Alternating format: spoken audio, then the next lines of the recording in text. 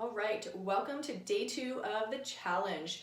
Today is 55 squats and a 20-second plank. I wanted to go over a couple modifications. I've had a couple questions pop up. So for the squats, if you're new to exercise, new to squatting, and you're finding that full 90-degree bend a little difficult, but still want to participate in the challenge, I've been telling people to simply just modify the bend. So just do about, it's kind of a mini squat. So if this is full, just do half that. Same thing though, keeping the weight in the back of the heels. You should be able to wiggle your toes. Think about pushing your hips back, squeezing the glutes up. Hips back, squeezing the glutes up. So that's a good modification if you're finding the full squat a little challenging. Okay, so day 2 of the plank, 20 seconds. Hope everybody's enjoying it. I've had a couple people say that they're already a little shaky. I just want to go over a couple things that I thought of yesterday. So first one being a modification.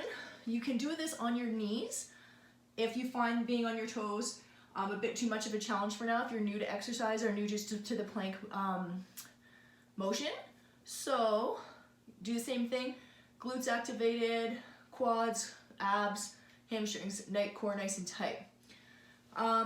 Things to look for when you're doing the plank. Common mistakes are sagging. Other mistakes, popping hips up.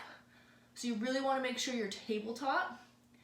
A friend of mine gave me a good idea where she said you could put a foam roller underneath your kind of ab hip area and just kind of hover over it. And then you know once you start to drop down, you're gonna hit that foam roller. So you kind of have something to guide you to keep you up. And I kind of liked that idea.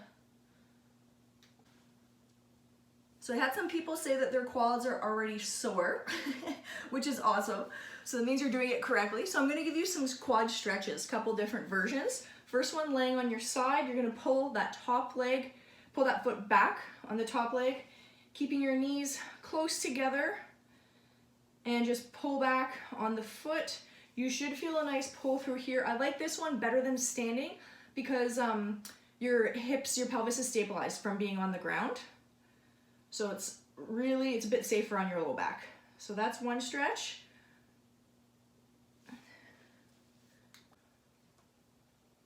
Another great quad stretch is foot up against the wall. The closer your knee is to the wall, the more aggressive it's going to be. So you can be out here. Really just depends on the flexibility in your quad, or all the way up against the wall. And you can kind of play around the stretch.